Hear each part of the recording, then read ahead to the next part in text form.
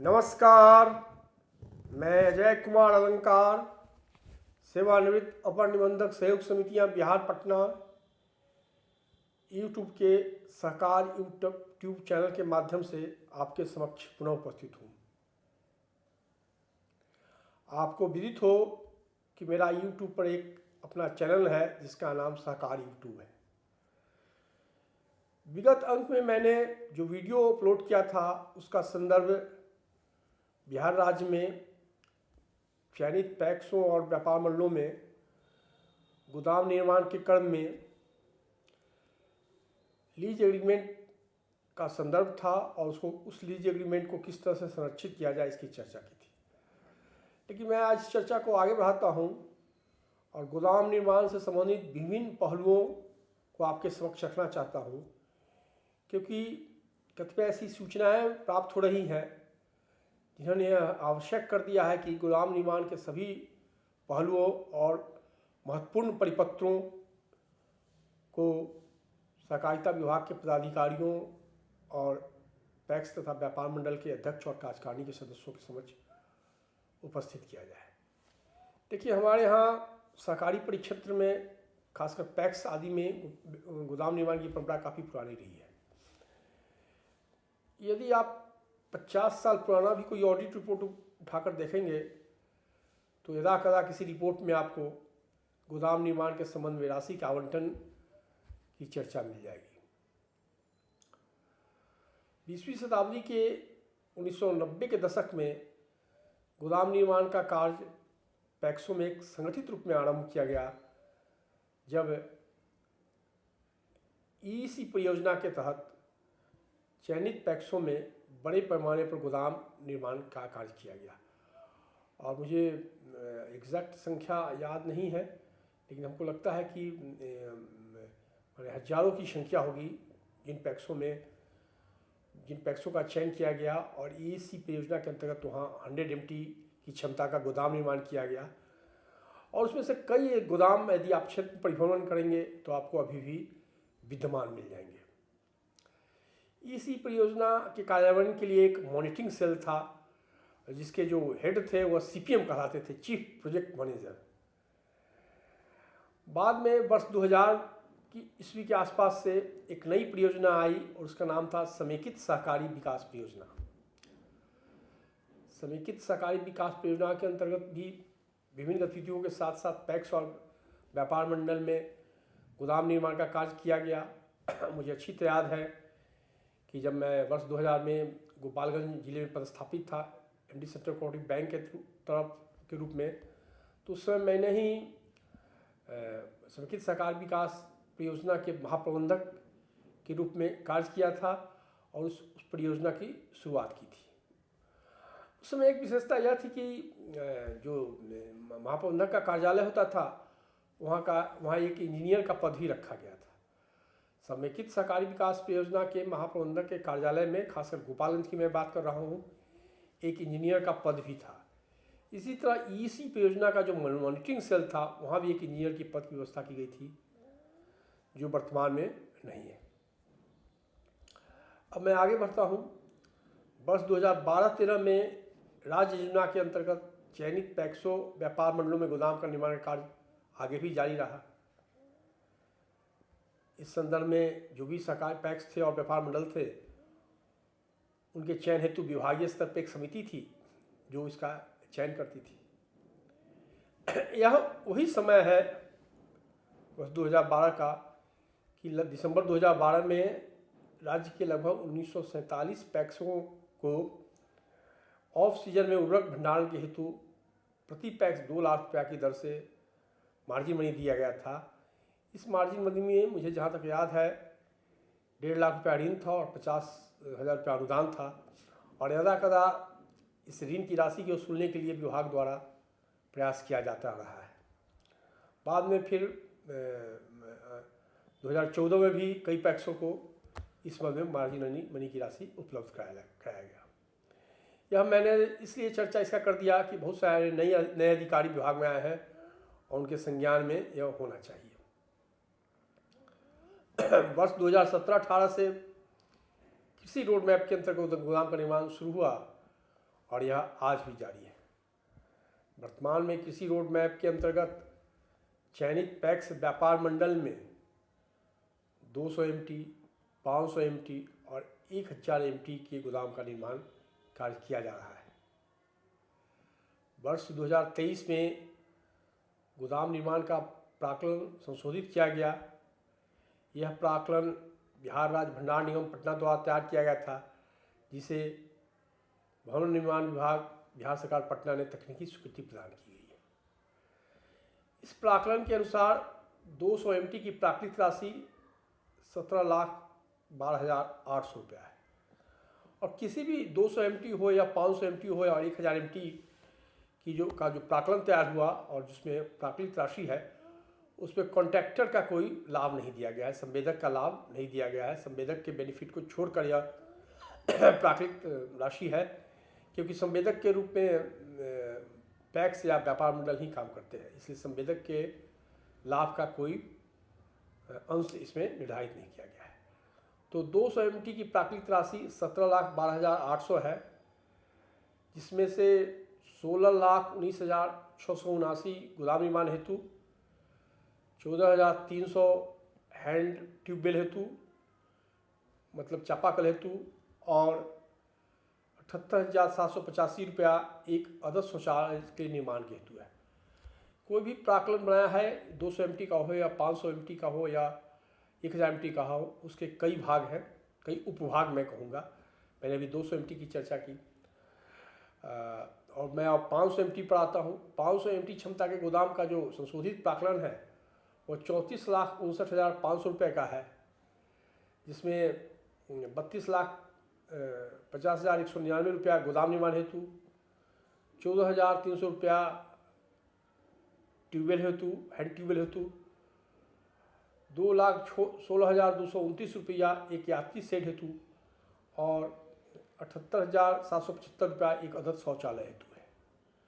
तो यहाँ आप देखेंगे कि 200 MT के गोदाम में यात्री सेट का प्रोविज़न नहीं है, वहाँ गोदाम है, हैंड ट्यूबवेल है और एक आदर्श शौचालय है। देखिए 500 MT के गोदाम में गोदाम, हैंड ट्यूबवेल, आदर्श शौचालय होने के साथ साथ एक यात्री सेट का भी प्रावधान किया गया है और उसके लिए राशि का प्राक्कलन किया गया है, राशि की व्यवस्था की गई है। अब मैं 1000 MT की क्षमता के गोदाम पर आता हूँ। 1000 MT की क्षमता के गोदाम की प्राकृतिक राशि 91,21,209 रुपया है, परंतु गोदाम के प्रांगण में सड़क के निर्माण के लिए जो प्राकृतिक राशि थी 18,53,346 है, उस राशि को छोड़कर उस राशि को विभागीय स्तर से एक्सक्लूड कर दिया गया है और प्राकृतिक राशि 72,67,954 रुपया को रखा गया है।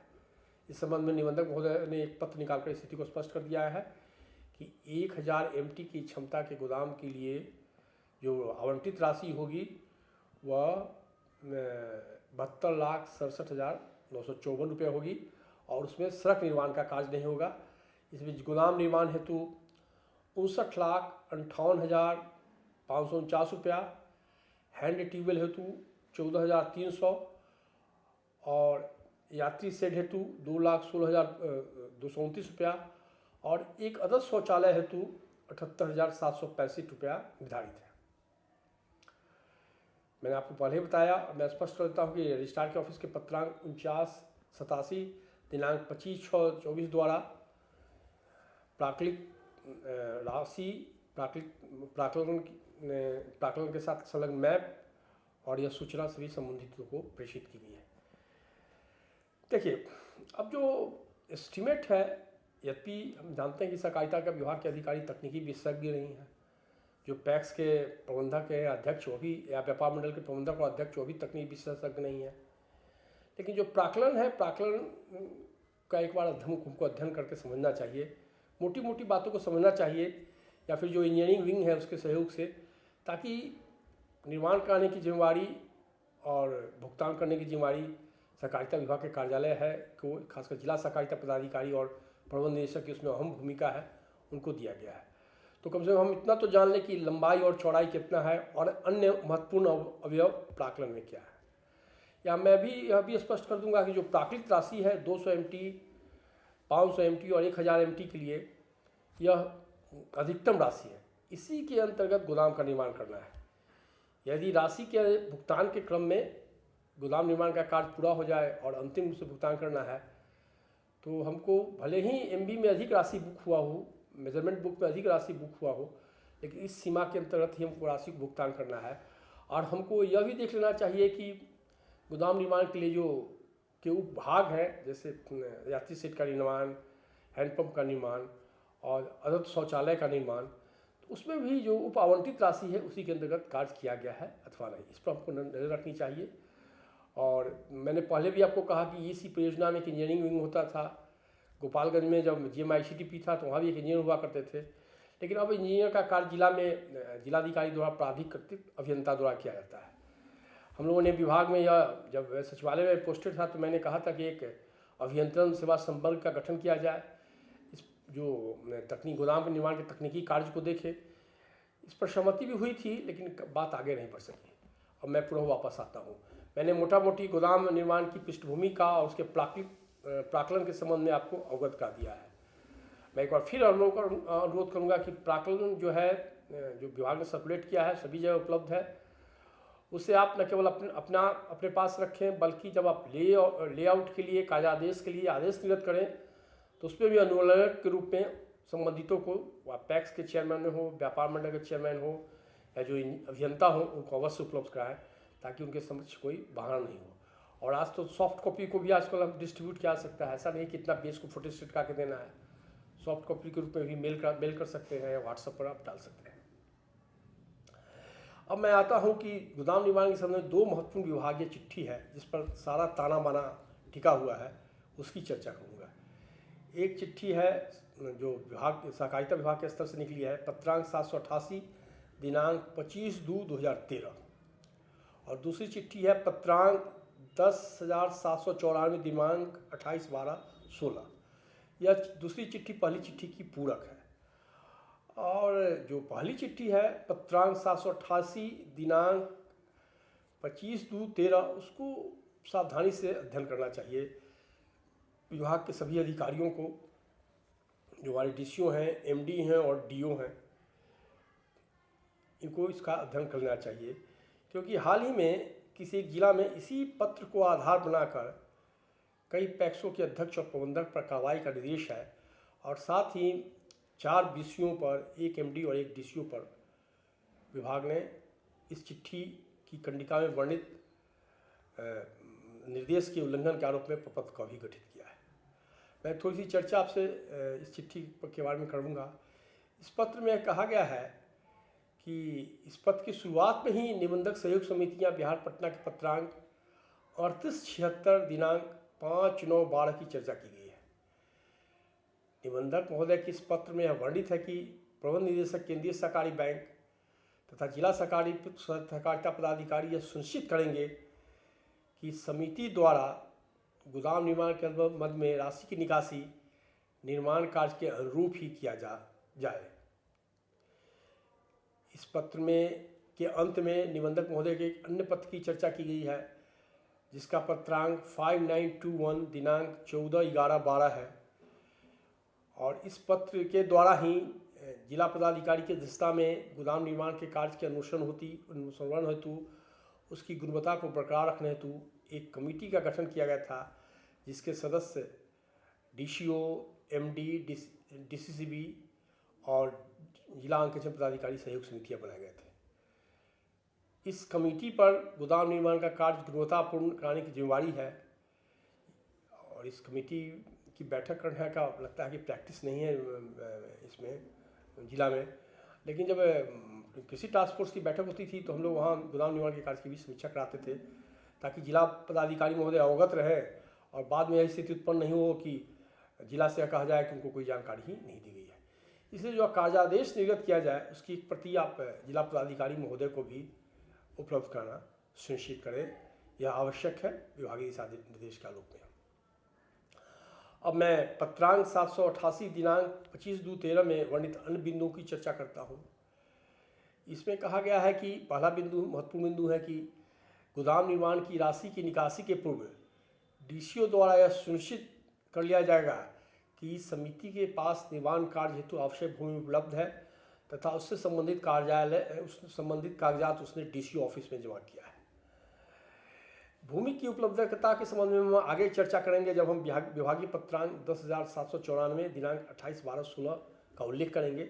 इसमें भूमि की उपलब्धता और उसके संबंध में विस्तृत दिशा निर्देश दिया गया है। पत्रांक 788 दिनांक 25/2/13 में एक दूसरी महत्वपूर्ण शर्त यह रखी गई है कि निर्माण कार्य के तकनीकी पर्यवेक्षण हेतु जिला पदाधिकारी द्वारा अभियंता की प्रतिनियुक्ति को सुनिश्चित कर लिया जाए।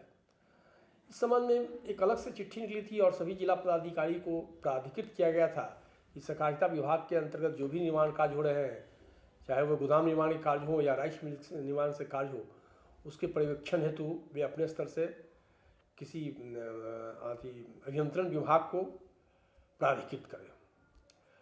तीसरी महत्वपूर्ण बात यह है इस पत्र में कि निर्माण कार्य हेतु सहकारी सोसाइटी द्वारा निर्माण कार्य संपादन के आधार पर ही डीसीओ द्वारा 4 किस्त में राशि की निकासी की अनुमति दी जाएगी, अर्थात 4 किस्त में भुगतान किया जाएगा। प्रथम किस्त है निर्माण कार्य हेतु लेआउट होने के पश्चात प्रतिनियुक्त अभियंता की अनुशंसा पर, और प्रथम किस्त में कुल प्राकृतिक राशि का 30% देने का प्रावधान उस समय भी किया गया था, आज भी जारी है। द्वितीय प्लिंथ तक कार्य पूरा होने एवं मापी पुस्तिका में प्रविष्टि के पश्चात आवश्यक फोटो प्रमाणक उपलब्ध होने पर संबंधित अभियंता की अनुशंसा पर द्वितीय किस्त में भी 30% की राशि के भुगतान करने का प्रावधान है। प्रथम किस्त तो लेआउट होने पर 30%, और जब द्वितीय किस्त की बात हो तो प्लिंथ तक कार्य हो जाए तो फिर 30%। तृतीय किस्त है छत तक जब कार्य हो जाए और मापी पुस्तिका में प्रविष्टि हो जाए और उसका फोटो प्रमाणक उपलब्ध हो रहे तथा जो अभियंता हैं, प्रतिनियुक्त अभियंता हैं, उनकी अनुशंसा हो तो पुनः तृतीय किस्त के रूप में भी 30%। इस तरह 3 किस्त के रूप में 30% अर्थात 90% राशि देने का प्रावधान किया गया था। यह प्रावधान आज भी जारी है, जिसकी चर्चा मैं आगे करूँगा। और चतुर्थ किस्त की राशि जो शेष 10% है, उसके बारे में है कि गोदाम निर्माण कार्य पूरा होने के पश्चात आवश्यक फोटो प्रमाणक समर्पित किए जाने एवं प्रतिनियुक्त अभियंता के अनुमोदन के पश्चात चतुर्थ किस्त की राशि 10% फिनिशिंग के लिए है। इसमें फिनिशिंग सब का इस्तेमाल किया गया है, लेकिन अमूमन जब होता है कि जब गोदाम निर्माण कार्य पूरा हो जाए, फिनिशिंग का कार्य भी कंप्लीट हो जाए, तब हम लोग बचे हुए 10% किस्त की राशि निर्गत करते हैं। अब कभी कभी गोदाम निर्माण के कार्य में हम जब अंतिम रूप से समाप्त हो जाता है तो कभी कभी हम लोग देखते हैं कि लेबर सुपरिटेंडेंट जो जिला में नियुक्त होते हैं वह लेबर सेस की मांग करते हैं, जिला खनन पदाधिकारी मिट्टी सेस की मांग करते हैं कि हाँ भाई आपको इतना प्राकलन था, इसमें इतना बनता है। वह एक अलग स्थिति है, इसमें विभाग के द्वारा कोई स्पष्ट दिशा निर्देश नहीं दिया गया है। अब तो एक जीएसटी की भी बात है, तो खैर इसमें में तो मैं बहुत स्पष्ट जानकारी आपको नहीं दे पाऊँगा कि अभी अद्यतन स्थिति क्या है। अब प्रासंगिक जो पत्र जिसकी मैं चर्चा कर रहा हूँ, पत्र 788 दिनांक 25/2/13, उसमें एक चीज़ स्पष्ट कर दिया गया है कि केंद्रीय सहकारी बैंक के स्तर से प्रबंध निदेशक यह सुनिश्चित कर लेंगे कि समिति द्वारा क्रय किए गए सामग्री के भुगतान चेक के माध्यम से ही आपूर्तिकर्ता को किया जाए तथा लेबर पेमेंट के लिए ही आवश्यक नकद राशि की निकासी हो जाए।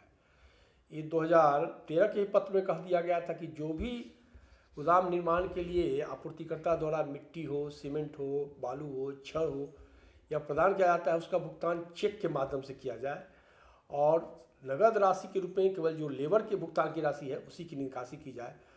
और प्रबंध निदेशक डीसीसीबी चाहे एससीबी को भी यह जिम्मेदारी दी गई थी कि वे संबंधित शाखाओं पर इस आदेश का कड़ाई से पालन सुनिश्चित कराएं और यह भी देखें कि जो उनकी शाखाएं हैं, बैंक की शाखाएं हैं, वह 4 किस्तों में जो निर्धारित 4 किस्तों में राशि के भुगतान की व्यवस्था है उसी के अनुसार राशि की निकासी का अनुपालन सुनिश्चित करें। इस पत्र में गोदाम के निर्माण के लिए अधिकतम समय सीमा 1 वर्ष निर्धारित की गई है। यह पत्र एक बेस था गोदाम निर्माण का। इस पत्र में फिर आगे चलकर संशोधन हुआ, कतिपय सुझाव आए, कतिपय कठिनाइयाँ हुई, तो यह सुझाव आया सहकारिता विभाग के पत्रांक 10,794 दिनांक 26/12/2016 द्वारा। इसमें स्थिति को बहुत स्पष्ट किया गया और खासकर एक महत्वपूर्ण परिवर्तन यह किया गया कि अब तक जो पैक्सों का चयन या व्यापार मंडल का चयन सचिवालय के स्तर पर एक कमेटी थी उसके द्वारा किया जाता था, यह उसे बदलकर इसको जिला स्तर पर एक चयन समिति का गठन किया गया।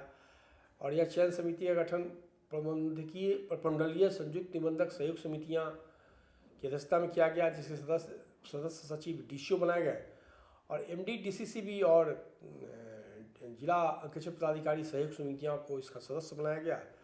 और इसके लिए कोरम जो था, कोरम निर्धारित किया गया 4 सदस्यों का, मिनिमम 4 सदस्य उपस्थित होंगे, मिनिमम 3 अध्यक्ष सहित मिनिमम 3 सदस्य उपस्थित होंगे, तभी इसका कोरम माना गया। एक महत्वपूर्ण परिवर्तन था। अब इस पत्र में कहा गया प्रायोरिटी फिक्स किया जाए कि व्यापार मंडल द्वारा या पैक्स द्वारा निर्माण कार्य हेतु कई अर्हताओं का अनुपालन किया जाए, इस पत्र में स्पष्ट किया गया। और इसमें प्रथम यह कहा गया कि निर्माण कार्य हेतु भूमि समिति द्वारा उपलब्ध कराया जाएगा, परंतु सरकारी भूमि अथवा दान ऑब्लिक लीज का निबंधन समिति के पक्ष में किया जाना आवश्यक होगा। और लीज के संबंध में, लीज नीति के संबंध में विभागीय पत्रांक 1058 दिनांक 27/2/2013 द्वारा स्थिति स्पष्ट किया गया है। और विभाग ने यह भी स्पष्ट कर दिया है कि लीज का जो डीड हो उस पर क्या किन किन बातों का उल्लेख है हो, जिसकी चर्चा मैंने पिछले अंक में कर दी है, मैं इसको दोहराना नहीं चाहूँगा। लीज का डीड हो, निबंधित होना चाहिए और उसको सुरक्षित रखना चाहिए, यह भी मैंने पिछले अंक में कहा था। दूसरी बात है कि पैक्स व्यापार मंडल के गोदाम निर्माण हेतु समिति के कार्य क्षेत्र उपलब्ध सरकारी भूमि को प्राथमिकता दी जाएगी। अब व्यापार मंडल को गोदाम निर्माण तो प्रखंड स्तर पर व्यापार मंडल के आवंटित भूमि पर ही किया जाए, यह निर्देश था। देखिए, जब पहले प्रखंड का गठन होता था तो अधिसूचना में ही व्यापार मंडल की भूमि को चिन्हित कर दिया जाता था। हम लोगों ने कई जगह व्यापार मंडल के लिए चिन्हित भूमि पर गोदाम बनाया है, लेकिन अभी नई लेकिन यह स्पष्ट कर दिया गया है विभाग के द्वारा कि यदि प्रखंड स्तर पर सरकारी भूमि उपलब्ध नहीं हो तो सक्षम पदाधिकार से अनुरोध किया जाए सरकारी भूमि उपलब्ध कराने के लिए। और यदि भूमि नहीं उपलब्ध होता है तो उस अंचलाधिकारी से व्यापार मंडल के संदर्भ में चर्चा है, भूमि की अनुपलब्धता का प्रमाण पत्र लिया जाए। उसके बाद व्यापार मंडल के मुख्यालय में विधिवत दान अथवा लीज पर जो व्यापार मंडल के पक्ष में हो गोदाम का निर्माण कराया जाए। अब हम आगे बढ़ते हैं। इसमें है कि पैक्स के गोदाम निर्माण के लिए कहा गया है कि यथासंभव पैक्स के मुख्यालय में ही गोदाम निर्माण किया जाए। मुख्यालय में भूमि उपलब्ध नहीं होने पर वैसे अधिक आबादी वाले गांव में गोदाम का निर्माण किया जाए जहां लीज पर भूमि उपलब्ध हो। फिर इस पत्र में लीज पर भूमि उपलब्ध करने के लिए भी कुछ शर्त का निर्धारण किया गया है कि यदि आप अध्यक्ष से या उनके किसी कार्यकारिणी के सदस्य भूमि लीज पर लेते हैं तो उनके आवास से पर्याप्त दूरी पर होनी चाहिए ताकि उसका सार्वजनिक उपयोग हो सके। और इस संबंध में कई अन्य चिट्ठियाँ भी निकली हैं विभाग के स्तर से अध्यक्ष से या कार्यकारिणी सदस्य भूमि प्राप्त करने के संबंध में, इसको आपको देख लेना चाहिए। और यह भूमि के चयन में कहा गया है कि भूमि ऐसी भूमि हो जो पर्याप्त रूप से मोटरेबल हो, जहाँ सालों भर के लिए ट्रक ट्रैक्टर के आने जाने के लिए वो भूमि खुली होनी चाहिए। और अंत में यह भी कहा गया है कि जो भूमि का जो स्वामित्व हो, जो भूमि का डीड हो, लीज हो, वो पैक्स या व्यापार मंडल के पक्ष में हो। और हो कि जब चयन समिति के सामने जब प्रस्ताव आए तो चयन समिति को भौतिक सत्यापन करके देख लेना चाहिए और सभी कागजातों की सावधानीपूर्वक समीक्षा करना चाहिए। अब जो अर्हताएँ विभाग ने निर्धारित की हैं किसी भी पैक्स या व्यापार मंडल के चयन के लिए, उसमें कुछ अन्य बातों को भी जोड़ा गया है। पहले इसमें कहा गया था कि राज्य में पैक्सों और व्यापार मंडलों में कार्यरत जो राइस मिल जहाँ कुटाई का कार्यगत अधिप्राप्ति मौसम में हुआ है, वहाँ भूमि उपलब्ध रहने पर 1000 MT और 500 MT के गोदाम बनाने की प्राथमिकता दी जाए। फिर कहा गया है कि ऐसे पैक्सों व्यापार मंडलों में जहाँ चावल मिल स्वीकृत नहीं है, वहाँ पैक्स व्यापार मंडलों में ज़मीन की उपलब्धता के आधार पर पैक्स अभिविन्यास में द्वारा किए गए धान अधिप्राप्ति के आधार पर गोदाम का चयन किया जाए। वैसे पैक्स और व्यापार मंडल का चयन किया गया है चाहे जिनका अंकेक्षण रतन हो। एक अन्य महत्वपूर्ण शर्त है जिसकी ओर मैं आपका ध्यान आकृष्ट करूँगा, और यह कहा गया कि पैक्स व्यापार मंडल चूककर्ता की श्रेणी में नहीं हो तथा उपयोगिता प्रमाण पत्र लंबित नहीं हो। तो चूककर्ता की श्रेणी में आने के लिए मतलब उनको जो कोई ऋण दी गई है, राशि दी गई है, उसके भुगतान की किस्त में वे किस्त खिलाफ नहीं हो जाए या उस राशि का भुगतान नहीं किया हो। शुरू में मैंने मार्जिन मनी दिए जाने की बात की, आजकल कैश क्रेडिट की राशि दी जा रही है धान आदि प्राप्ति के लिए, या फिर मुख्यमंत्री हरित कृषि संयंत्र योजना के लिए राशि दी जा रही है जिसका रिपेमेंट का शुरू हो गया है। तो इन चीज़ों को आपको देख लेना चाहिए, और नहीं हो तो इसमें विभाग से मार्गदर्शन लेना चाहिए, क्योंकि बाद में ये चीज़ें हैं जिसका अनुपालन नहीं होता है तो समस्याएं हो जाती है, जैसे कि चर्चा मैंने एक जिले के संदर्भ में की। और उसमें यह भी कहा गया है कि इस पत्र के अंत में कहा गया है कि इन सारी सावधानी को पूरा करते हुए आप पूर्व में निर्गत पत्रांक 788 दिनांक 25/2/2013 एवं लीज नीति संबंधी पत्रांक 27/2/2013 का अनुकरण करते हुए और समय समय पर अन्य निर्गत परिपत्रों के आलोक में ही गोदाम निर्माण का कार्य हो, इसकी जिम्मेवारी जिला सहकारिता पदाधिकारी होगी। या तो मैंने परिपत्र की चर्चा की, थोड़ी सी मैं व्यवहारिक पहलू की चर्चा कर दूंगा आपसे। यदि आप डीसीओ हैं, आपके समक्ष कोई गोदाम निर्माण का प्रस्ताव आता है तो आप पहले देखें कि कार्यकारिणी का प्रस्ताव है कि नहीं, उस प्रस्ताव में भूमि की उपलब्धता की क्या स्थिति है, सरकारी भूमि है या लीज पर भूमि दी जा रही है। तो लीज पर भूमि दी जाने की स्थिति में भूमि देने वाले का नाम है कि नहीं, भूमि का खाता नंबर, खिसरा नंबर, मौजा, हल्का, चौहद्दी है कि नहीं, और चौहद्दी में एक और सड़क है कि नहीं। जैसे ही प्रस्ताव आपको पास हो, आप संबंधित क्लस्टर के प्रभारी सहकारिता पदाधिकारी को जांच प्रतिवेदन देने के लिए प्रेषित कर दें, जिसमें उसको स्पष्ट निर्देश दें कि जो विभागीय पत्रांक 788 दिनांक 25/2/13 और पत्रांक 10,794 दिनांक 28/12/16 में वर्णित बिंदुओं का अनुपालन करते हुए प्रतिवेदन दें। संबंधित सहकारिता प्रशासन पदाधिकारी का प्रतिवेदन प्राप्त हो जाने के बाद यदि प्रतिवेदन के लिए प्रपत्र बना हुआ है, सभी अनुकूल स्थिति हो, तो स्वयं जाकर भूमि का भौतिक निरीक्षण कर ले, भौतिक निरीक्षण कर ले, और भौतिक निरीक्षण करने के बाद यदि आप संतुष्ट हो जाए तो जो भूमि संबंधी प्रस्ताव है जिस आदमी को लीज करना है उसके बारे में आप अंचल कार्यालय से या जानकारी प्राप्त कर ले, या भूमि स्वामित्व प्रमाण पत्र के रूप में हो और किसी रूप में हो, लिखित रूप में, कि जो आदमी लीज करने जा रहा है भूमि को वह उसके लिए सक्षम अधिकारी है, वह उसके लीज करने के लिए सक्षम है। और दूसरी बात है कि आप जिला डिस्ट्रिक्ट सब रजिस्ट्रार के कार्यालय से एक भूमि अवहार मुक्त प्रमाण पत्र प्राप्त कर ले कि अर्थात लीज पर की जाने वाली भूमि का पर कोई लोन नहीं है, वे 10 वर्षों में या जब भी हो। इससे आपको यह सुविधा हो जाएगी, बाद में कोई विवाद नहीं होगा। इस तरह हर तरह से संपन्न हो जाने के बाद और यह सुनिश्चित कर लेने के बाद कि हाँ कि प्रदान की जाने वाली भूमि की चौहद्दी में एक और सड़क है, आप लीज करा करके, और लीज के संबंध में जो शर्तें हैं कि कम से कम 29 वर्ष 6 महीने का लीज हो, अगले 10 वर्षों में रिन्यूअल हो, किराया 6,000 से 7200 के बीच में हो, लीज डीड समिति के पक्ष में हो, एक लिखाने वाला सरकारी समिति हो और लिखने वाला जो व्यक्ति हो। और इस तरह से लीज डीड कराने के बाद जब आपके पास लीज डीड आ जाता है या कहीं दान की भूमि प्राप्त हो जाती है या अंचलाधिकारी द्वारा ही कोई सरकारी भूमि उपलब्ध कर जाता है, तो फिर आप प्रस्ताव को आगे बढ़ाएं। अंचलाधिकारी द्वारा सरकारी भूमि के संबंध में हम लोग प्राय एनओसी करके गोदाम बनवा देते हैं। हालांकि जो विभाग के निर्देश को मैंने आपको बताया है, जो 788 25/2/13, वह कहता है कि सरकारी भूमि को भी निबंधित कर लिया जाए। हालांकि यह कहाँ तक संभव है, बंदोबस्ती तो होता है, अब निबंधन कहाँ तक होता है, लेकिन इसको भी याद देख लेने की जरूरत है। अब इस प्रस्ताव को आप जब जीआर के पास ले जाए तो पूरे रिपोर्ट के साथ ले जाए और जीआर अपना उसका अध्ययन करेंगे। अध्ययन करके यदि सब दुरुस्त पाएंगे तो उसको अनुमति देंगे, और फिर डीसीओ साहब अपना आवंटन के लिए मांग करेंगे। आवंटन के लिए जैसे ही राशि प्राप्त हो जाती है तो वर्क ऑर्डर प्राप्त करने के पहले सारे कागजात को देख लें कि लीज डीड प्राप्त है कि नहीं, वह निबंधित है कि नहीं, शर्तों का पालन किया गया कि नहीं, चौहद्दी में सड़क है कि नहीं। वर्क ऑर्डर निर्गत करें तो वर्क ऑर्डर निर्गत तो होता है सहकारी सोसाइटी जो पैक्स है व्यापार मंडल के अध्यक्ष को, उसकी कॉपी सभी को दे, संबंधित सहकारिता प्रसार पदाधिकारी को दें, सहायक निबंधक को दें, जिला अंकेक्षण पदाधिकारी को दें, प्रबंध निदेशक को दें और जिला पदाधिकारी महोदय को दें, और संबंधित अभियंता को भी दें प्राकलन की प्रति के साथ। और साथ ही अग्रिम के रूप में लेआउट के बाद लेआउट के भौतिक सत्यापन के बाद ही जो प्रथम 30% की राशि है उसका भुगतान आप सुनिश्चित कर लें।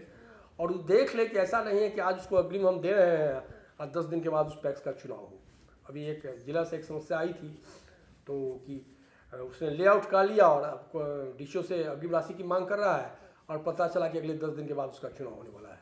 तो इस स्थिति में रिस्क है कि आदमी यदि चुनाव चुनकर नहीं आएगा तो फिर राशि का क्या होगा, इसको देख लें।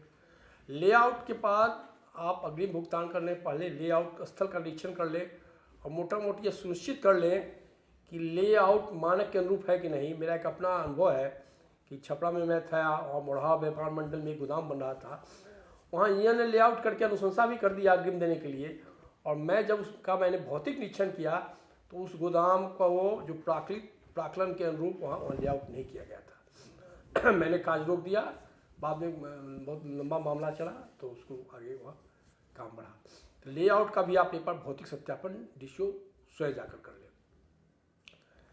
लेआउट के बाद आप यदि आश्वस्त हैं तो एमबी बुक निर्गत करें और प्रथम किस्त की राशि दें। प्रथम किस्त की राशि का जो पत्र निर्गत हो उसमें विभागीय पत्र का उल्लेख कर दें कि इसके आलोक में आप राशि शाखा प्रबंधक को या एमडी को राशि का भुगतान सुनिश्चित करेंगे कि किस तरह आपूर्तिकर्ता को पैसा देना है और कैश को निकालना है लेबर पेमेंट के लिए। प्लिंथ तक कार्य हो जाए तो यदि आपके पास एमबी बुक करके आ जाता है और संबंधित फोटो भी है और संबंधित अभियंता का अनुशंसा भी है तो उसको आप एक फॉरवर्डिंग के रूप में प्राप्त करें और इस पर बीसीओ से एक भौतिक सत्यापन रिपोर्ट प्राप्त कर लें, बीसीओ की अनुशंसा प्राप्त कर लें। और जो एमबी बुक होगा है उसमें देखें कि उसी इंजीनियर का एमबी बुक है जिसको डिस्ट्रिक्ट मजिस्ट्रेट द्वारा प्राधिकृत किया गया है ना। कभी कभी तो होता है कि प्राधिकृत कोई होता है किसी विभाग का आदमी और पैक्स अध्यक्ष निर्माण कार्य किसी अन्य विभाग से भी करा देते हैं। और लेआउट में मैं एक चीज़ भूल गया, लेआउट कराने में आप सुनिश्चित कर लें कि जो ज़मीन लीज पर दिया गया है उसी का लेआउट हुआ है ना। मेरा अपना व्यक्तिगत अनुभव रहा है कि कई बार ज़मीन कहीं और दिया गया, लेआउट आउट कहीं करा दिया गया, बाद में हालांकि उसमें सुधार करके उसी ज़मीन पर लेआउट कराया गया। तो इसको भी आप सुनिश्चित कर लें। और उसके बाद आप यह देख लें कि यदि किसी ने जैसे आप तो 1,00,000 MT का गोदाम बना रहे हैं तो आप 70 लाख 72 लाख उसका एस्टिमेट मैंने आपको बताया है कि एस्टिमेट है, तो उसका जो आप 30% की राशि एडवांस में आपने दे दिया तो उसमें कोई बंधन नहीं है। लेकिन सेकेंड किस्त की राशि आप दे रहे हैं तो उस राशि को जिसने एमबी बुक किया है उसकी राशि बुक करने के लिए सक्षम प्राधिकार है कि नहीं। क्या जेई के एमबी बुक करने पर आप उतनी राशि दे सकते हैं या आपको उसके लिए एई का भी अनुमोदन चाहिए, इस चीज़ को आपको देख लेना होगा, एई का भी। और मैंने होता था कि जब हम लोग गोदाम को फाइनल करते थे, हालांकि उसमें प्राकलन कम है, तो हम निश्चित रूप से एग्जीक्यूटिव इंजीनियर का एमबी पर अनुमोदन लेते थे और एग्जीक्यूटिव इंजीनियर कार्यालय से एक फॉरवर्डिंग आके हमारे यहाँ आता था एमबी, इसमें कोई फर्जीवाड़ा गुंजाइश नहीं हो। लेकिन उसमें प्राकृतिक राशि कम थी, आज प्राकृतिक राशि ज़्यादा है। तो आप तकनीकी रूप से PWD कोड क्या कहता है, चूँकि विभाग स्थिति को स्पष्ट नहीं किया है, आप आश्वस्त हो लें कि प्रथम किस्त की राशि केवल आप प्रथम किस्त की राशि में देने में तो कोई बंधन नहीं है। लेकिन प्लिंथ के कार्य होने के बाद एमबी बुक होकर आता है तो क्या आप 1,000 MT का गोदाम हो या 500 MT का गोदाम हो या 200 MT का गोदाम हो, प्रथम द्वितीय किस्त की राशि उस एमबी बुक पर दे सकते हैं जिस पर मात्र जेई का सिग्नेचर है या उस पर एई और ई एग्जीक्यूटिव इंजीनियर का भी सिग्नेचर होना चाहिए। यही बात तृतीय किस्त पर भी लागू होती है और चौथी किस्त पर भी, अंतिम किस्त पर भी लागू होती है। सावधान इसलिए बरतना है कि आवंटन अब रिवाइज हो गया है, काफ़ी हो गया है और जो 1,000 MT के गोदाम का निर्माण है करना है उसके आवंटन की तो मैंने आपसे चर्चा की कि 72,67,000 का हो, 72,67,954 रुपये का हो गया है। इसी तरह से जो 500 MT का गोदाम है उसकी भी 200 MT का 17,12,800 है और जो 500 MT का गोदाम है उसका लागत भी 34,59,500 रुपया है। तो आपको आश्वस्त होने लगा एमडी के बारे में। ठीक है, आपने भुगतान कर दिया, समय समय पर आप भौतिक निरीक्षण करते रहे और जब अंतिम भुगतान के पहले आप आश्वस्त हो लेंगे कि जितना भी पैरामीटर्स है, शौचालय मद में, यात्री सेट की मद में या फिर हैंडपम्प की मद में, उसका अनुपालन किया गया है कि नहीं, क्या वायरिंग की भी प्राकलन में वायरिंग की बिजली की भी व्यवस्था है तो उसको भी आप देख लें और क्या सीढ़ी बनाने की भी का प्रावधान किया गया है। इस सभी चीज़ों को देखकर खुद भौतिक सत्यापन करके विधिवत फोटो प्रमाणक और एमबी प्राप्त करके सक्षम प्राधिकार से ही आप राशि का भुगतान करें। अब इसमें एंगल जो लेबर सेस का है या मिट्टी के सेस का है या जीएसटी का है, तो इस संबंध में तो आपको विभाग से स्पष्ट होना होगा, क्योंकि हमने लोगों ने कभी कभी लेबर सेस और मिट्टी का सेस जमा करवाया है अंतिम भुगतान के समय। तो संक्षेप में मैं आपसे यही कहना चाहूँगा, मैं आपसे विदा लेता हूँ। गोदाम, खासकर जो नए अधिकारी हैं, गोदाम निर्माण में काफ़ी सावधानी बरतना चाहिए उनको। विभागीय दिशा निर्देशों की मैंने चर्चा की, हो सकता है 1-2 दिशा निर्देश छूट गया हो। प्राक्कलन तो आपके पास उपलब्ध है, उसका मैप का भी अध्ययन कर लें, उसी के अनुसार गोदाम निर्माण का कार्य करें। धन्यवाद। अगले अंक में फिर मिलेंगे, तब तक के लिए मैं विदा लेता हूँ इस अनुरोध के साथ कि मेरे चैनल को लाइक करें, शेयर करें और सब्सक्राइब करें।